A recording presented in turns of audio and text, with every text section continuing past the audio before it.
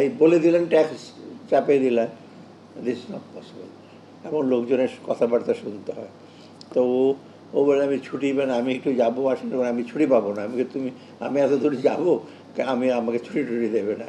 যা হোক, এটা তাদের মানে সিরিয়াসলি করতে হয়। আর আপনি জানেন বেস্ট মানে বিশেষ করে ডাইরেক্ট ট্যাক্সেশনে ইউএসের system is one of the best, তাই না? আইআরএসের যে প্রত্যক্ষ করটা ওদের খুব বিষয়, ওদের ফাঁকি দিতে পারে না কেউ।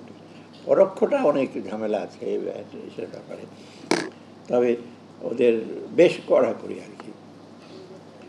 আমি বলবো না এখন বা ইউএস স্ট্যান্ডার্ড আপনারা পৌঁছে যান এখন, তাই মোদ্দা কথা হলো ট্রান্সপারেন্সি থাকবে, অ্যাকাউন্টেবিলিটি থাকবে, আর সব হলো যে সরকারের যে কোনো কাজের জন্য আপনারা যতটুকু সম্ভব রাজস্ব আদায় করবেন, কিন্তু লোকজনের ভোট চাপিয়ে দিয়ে, লোকজনের কষ্ট দিয়ে যেন আপনারা সেটা করেন, যাতে আপনাদেরকে দেখে লোকজন আশ্বস্ত হয় এবং ওরা যদি নিজে স্বতঃপ্রণোদিত হয়ে আসে যে ট্যাক্সটা দেবো। আর এখন অনেকটা অ্যাটিটিউডে ট্যাক্স অফিসের বাইরে যাবো, কাছাকাছি যাব না, গেলেই তো আমাকে ধরিয়ে দেবো বলে কিছু একটা। এটা কিন্তু একটু ইসে আছে তাদের মধ্যে, একটু ভীতি। তারপরে আশ্বস্ত করেন যাতে ওদের মধ্যে এই ভীতিটা না থাকে। কারণ এক্সপ্লেন করবেন যে আপনি ট্যাক্স দিচ্ছেন, হয়তো আপনার ডিরেক্টলি আপনার সুবিধা পাবেন না, কিন্তু দেশের সুবিধার জন্য।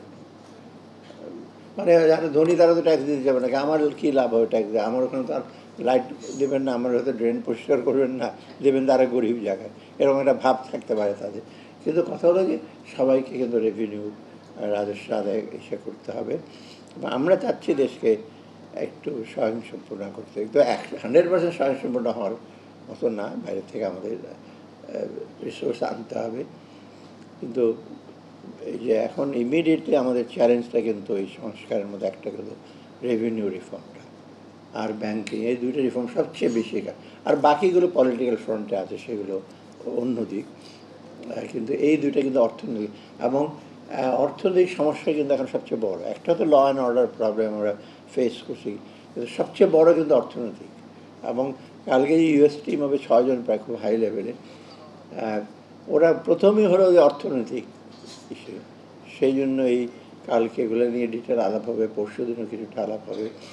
অর্থনীতি কীভাবে তারা সহযোগিতা করতে পারে, আমরা কী করব।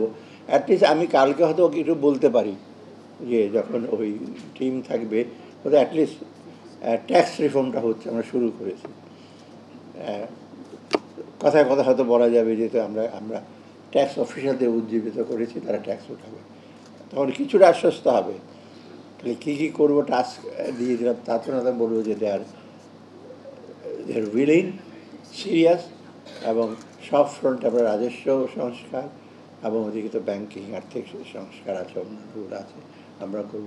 এই ব্যাপারে আপনারা আমাদেরকে সহযোগিতা করবেন সেটি। এবং আমরা একটু চাই একটু দ্রুত, এমনি লোকজন একটু অস্থির হয়ে গেছে 1 মাস। আমাকে বলছে 1 মাস হয়ে গেল, তোমরা এখনও কি দেখাচ্ছ না পারফরমেন্স। যাও, আমি অ্যাটলিস্ট বলি যে আর্থিক ক্ষেত্রে মোটামুটি এই কালো টাকা সাদা করার জন্য এসে করেছি, ব্যাংক এক্সেলের রিফর্ম হচ্ছে, রেভিনিউতে রিফর্ম হচ্ছে। আমাকে কালকে একজন জার্নালিস্ট বললো, কালকে না পরশু, খুব ভালো বিখ্যাত ভেরি ইসে, আমাকে বলে স্যার আপনার ক্ষেত্রে একটু দেখা যাচ্ছে আর্থিক খাত, ব্যাংকিং খাত আর এডুকেশন খাতে কিছু হচ্ছে, অন্যগুলো খাতগুলো কিন্তু আমরা ঠিক বুঝতে পারছি না। না, ওগুলো একটু সফট সেক্টর, সময় লাগে, স্বাস্থ্য বা অন্যগুলো। আর্থিক এটা ধরা যায়, রেজাল্টও পাওয়া যায়, তাই না? আর অন্য খাতগুলো কিন্তু একটু সফট সেক্টর বলে যে ওগুলো ধরা এবং ওগুলো ম্যানেজ করা একটু ডিফিকাল্ট। সোশ্যাল সেক্টর বা সোশ্যাল এইগুলো একটু সময় লাগে। তবু যা স্টার্টিং আমাদের মোটামুটি করেছি, এবং ভবিষ্যতে যেন আমরা দ্রুত আমাদের অবশ্য লক্ষ্য যেটা অর্জন করতে হবে, সেটা আপনাদের সবার জন্য আমার সবার সহযোগিতা দরকার।